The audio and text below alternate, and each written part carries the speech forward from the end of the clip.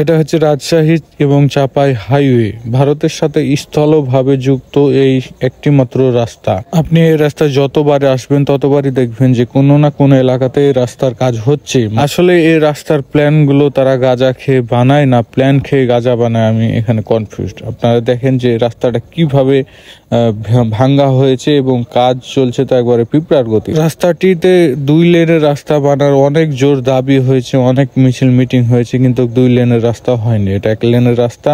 তারপরে এটা একটা মহাসড়ক যেটা সরাসরি চাপাই সোনা মসজিদ দিয়ে ইন্ডিয়ার সাথে স্থলবন্দরে একবার এখান থেকে পণ্য আদান প্রদান করা হয়। এখানে সব রকমেরই গাড়ি চলে, ছোট থেকে বড় থেকে প্রচুর গাড়ি চলে এবং বিপজ্জনক রাজশাহীর একটা রাস্তা। এখানে দেখতে পাচ্ছেন যে আপনার গরুও চলে এই রাস্তাতে। আর আমার সামনে দেখতে পাচ্ছেন যে গরিবের 3 চাকার টেসলাও চলছে, মানে এমন কোনো যানবাহন বাকি নাই যে রাস্তায় চলে না।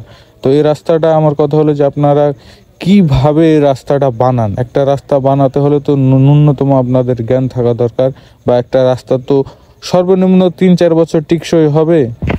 আমার বুদ্ধি পড়ার পর থেকে এই রাস্তায় আমি চলাচল করে দেখছি এই রাস্তায় কোনো না কোনো জায়গায় তো প্রত্যেক বছরই কাজ হয়। তো রাস্তা আসলে কাজগুলা করে ডাকে মানুষ এত যে বাংলাদেশটা এত যে দুর্নীতিগ্রস্ত হয়ে গেছে, এখানে সব কিছুতেই দুর্নীতি না হলে বাংলাদেশে কোনো কিছু হয় না। রাস্তার টাকা মেরে খাওয়া, এজিডি টাকা মেরে খাওয়া, সাকুর টাকা মেরে খাওয়া। আরে ভাই, আপনারা মেরে খাচ্ছেন ভালো কথা, কিন্তু রাস্তা তো টিকসই হওয়া লাগবে। একটা রাস্তা যদি আপনি প্রত্যেক বছরই কাজ করেন তাহলে এই রাস্তা আপনার রেখে কি লাভ? আপনি গরু চলাচলের জন্য মাটির রাস্তা করে দেন।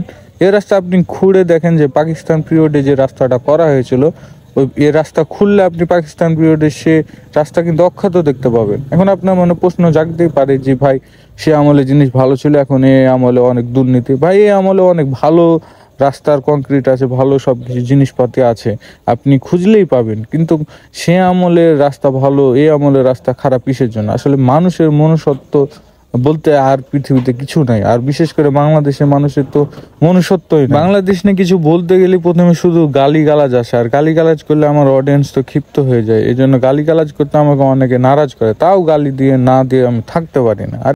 আরে ভাই, আপনারা একদিক থেকে রাস্তার কাজ করেন না কেন? এই আপনারা সব রাস্তা এভাবে ভেঙে রেখে দিয়েছেন। এমনিতে রাজশাহী মহাসড়ক দিয়ে চায়নার প্রজেক্ট চলছে, অসার প্রজেক্ট। তারপরে মানুষ এমনি চায়নার প্রজেক্টের কারণে হিমশিম খাচ্ছে, দুর্ভোগ হচ্ছে। তারপরে আপনারা এখানে রাস্তাটা ভেঙে দিয়েছেন, আবার গোটায় রাস্তা ভেঙে রেখে দিয়েছেন একবারে গোদাগাড়ি পর্যন্ত। এটা কেমনে কি ভাই? একদিক থেকে আপনাদের কাজ করা হয় না? আপনাদের কি কোনো ব্রেন বুদ্ধি বলে কিছু নাই? আপনাদের সব রাস্তার কাজ ভেঙে একসাথে করা লাগবে?